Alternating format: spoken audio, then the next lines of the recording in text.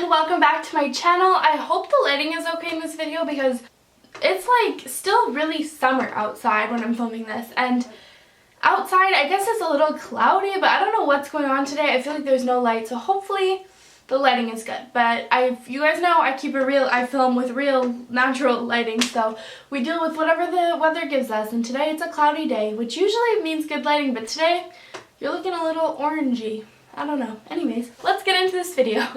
I'm in a little bit of a weird mood tonight. I've not filmed in a long time, and surprisingly, like, I knew I had to film a ton of videos because of back to school. I want to have some pre-filmed videos. So like, when I know I have to film, it's kind of like I don't want to film as much as if I just come up with like an idea in my head. I'm like, yeah, I want to film that. I'm a lot more motivated and energized. And yesterday I was planning out all the videos I have to film, and I think it just like overwhelmed me because like I had a lot I wanted to pre-film. But then this morning I started filming and I filmed this tutorial, and I'm really happy with the way it turned out. So if you guys like it, it's probably up already. I would say there's a good chance. I'm looking at my schedule here. Yeah, I'm pretty sure this liner is going up the week I'm filming it. Anyways, you guys don't need to know all the behind the scene details. But it's a really fun, edgy look and very colorful and out there for me. So I really hope that you guys enjoy, and if you do, it's probably on my channel, so check it out. But today, I'm here to film a Too Faced Born This Way review. Yeah, it's a review. I don't know why I'm looking for another word. This is not by any means a first impression. I got the Too Faced Born This Way foundation basically when it initially launched. But when I say that, I don't mean initially. I mean when they added their extra colors in, when they like relaunched it with lighter shades and darker shades, that's when I went ahead and bought it. Because obviously I fell into the lighter shades category, and porcelain, which was the original lightest shade, I believe, yeah, was too ivory, too dark for me when I'm at my fairest. So both these colors are not the foundation that I'm wearing right now, just because I'm darker than what I am when these foundations are right now. I was really excited when this foundation came out because a lot of people were saying that it was very suitable for dry skin, which you guys know is my struggle, to find a foundation for dry skin that does not cling to my dry patches in the winter. Now, I believe the H2O Tar one will do that, but I will only know when my skin is at its driest in the winter, so I can't speak for that right now. But the Born This Way one did a pretty good job. I would say it's still not... Some people said that this made them very oily, so that it would be perfect for dry skin and that it wouldn't cling to dry patches at all. That is not 100% true. I guess I just have dry skin to the point where even this foundation is not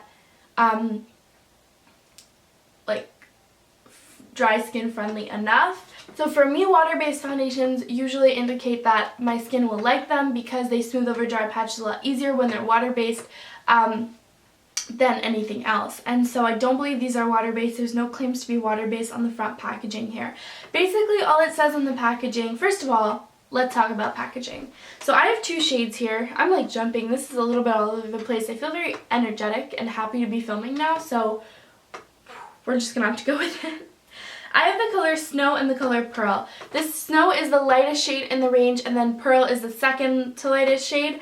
And both of these work for me. It depends when I'm kind of transitioning from fall to winter, and then winter to spring, I'll use Pearl. And then when it's the dead of winter, I use Snow.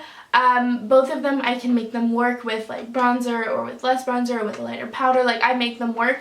I kind of sometimes fall in between, so sometimes I mix the two together, which is why I have both shades. I did not notice any major oxidizing on me, which I have an issue with a lot of foundations and oxidizing.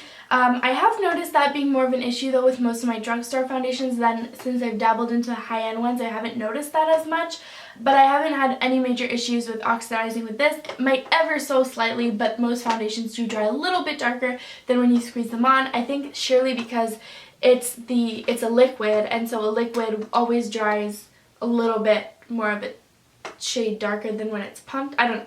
Maybe I could be making that up. I don't know physics. Is that even physics? I sound like an idiot right now, and I promise you I'm not. So the foundation says, undetectable medium to full coverage foundation, oil free. So I would say, I didn't even talk about the packaging yet. That's what Oh, I don't know why some of you guys watch me. Packaging wise, this foundation comes in a really, really beautiful bottle. It's a glass jar, but it's like a blurred I don't know what the word I'm looking for is, but it's kind of like a blurry glass jar, if that makes sense. So it's beautiful packaging with the classic gold writing, and then it has the black lid. No, I dropped it. The black lid that has the TF on top for Too Faced, and then it has a pump. My opinion on the matter is that all foundations should have a pump. Now I understand if you're buying like a foundation from the drugstore that you're paying a drugstore price, so they might cut down on the packaging, which is why the packaging is often cheaper or plastic and doesn't have a pump. So 100% understand the whole drugstore thing.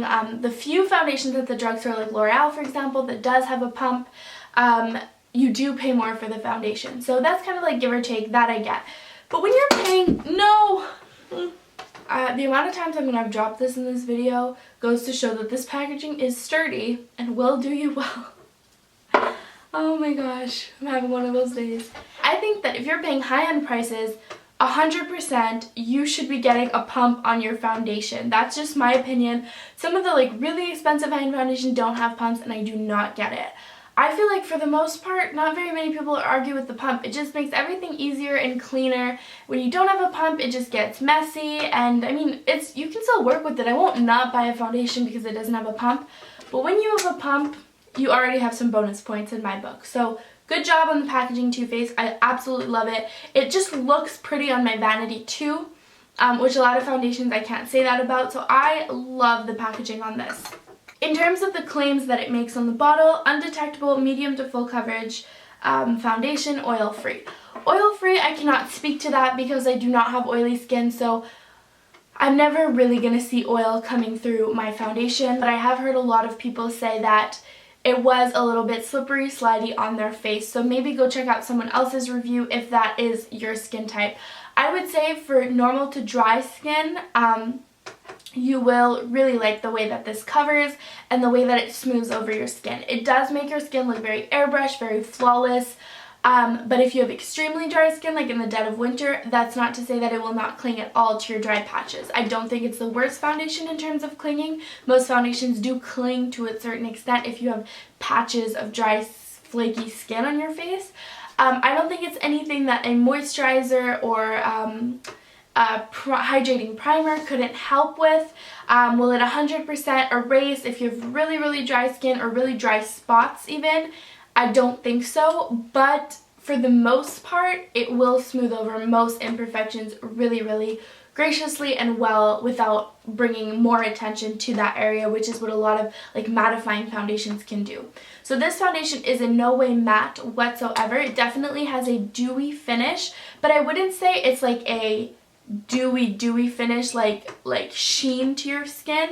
I would say that it's more so like not a demi matte, but pretty much a demi matte with a little bit of like iridescence to the skin so that you look like you have a natural glow and a healthy glow, which if it can make my skin look like it has a healthy glow, which is usually very dull and like dry, I would say that for people with oily skin it might look too sleek, and that's why you would need to go with a matte foundation over this. But if you fall in a middle range of skin types, I would say this is a good like all-around foundation that a lot of people would like.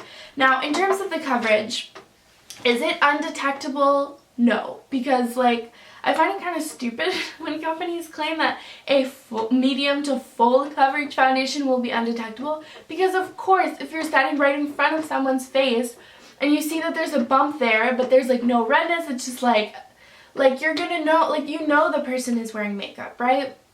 It doesn't look like your natural skin to the point if you were wearing a light coverage foundation or a BB cream or anything like that.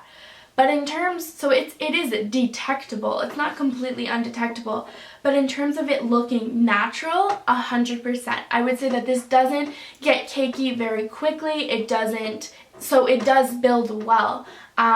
If you layer very like thin layers of this and build it that way, if you just glob on a whole thing on your face in one thing, then maybe not. It might look a little bit thick and heavy.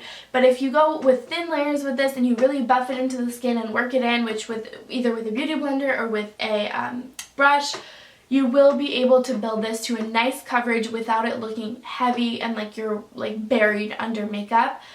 Which I really, really like, because so for me, I can still completely see my freckles through it. I see my freckles through most things because they're very pigmented and I have a lot of them, but this doesn't kind of like do that weird, because sometimes certain foundations can kind of create a film over my freckles, almost like a beige little layer that kind of like just make it look like I have something over top of my freckles. Like, it sounds stupid, but this blends well enough where that doesn't happen. So it is very blendable. It looks very nice on, and I would say with thin layers you do get a medium. I would say one layer you get a medium coverage, and if you do 2 layers with a brush you can definitely build it up to full coverage. I don't think this is a light coverage foundation by any means, so if you're just looking for an everyday wear, like easy to throw on, like BB cream type, this isn't for you. But if you're looking for an everyday like foundation that you can just throw on with not too much hassle, blends like quite quickly and easily, I really like that for this. Like I said, it is buildable with 2 layers. The only thing is I found that on dry skin I can't really use this with a brush. I could if I'm going out and I'm really going to work with it. I'm going to have like prepped my skin beforehand, exfoliated, moisturized with like a deep moisturizing mask and primed and all that sort of thing. But for the most part, I do need to wear this with apply this with a beauty blender, which does shear it out quite a bit, because I find that with a brush I do get like streaks and it just clings a little bit more. But that being said, I do have that issue with most foundations. I prefer to apply my foundations with a sponge because I have dry skin. So if you don't usually have that issue with brushes, I don't think that it'll be an issue with you for this one. But if you have dry skin, you'll probably know what I mean, that sometimes brushes aren't the best tool to apply your foundation, even though I love that like for nights out it gives a way more smooth full coverage look. But it's very rare that I can find foundations that I actually like the finish of a brush. The only ones I have are water-based foundations for me. But this one with the beauty blender looks beautiful on my skin, and if you don't usually have the brush issue I was talking about, then you should be fine with the brush as well. Now, the only thing I think I haven't talked about yet is like price-wise. I think it's right under 50 Canadian dollars, 47 or $48, something like that. Maybe 49. It's right around the $50 mark.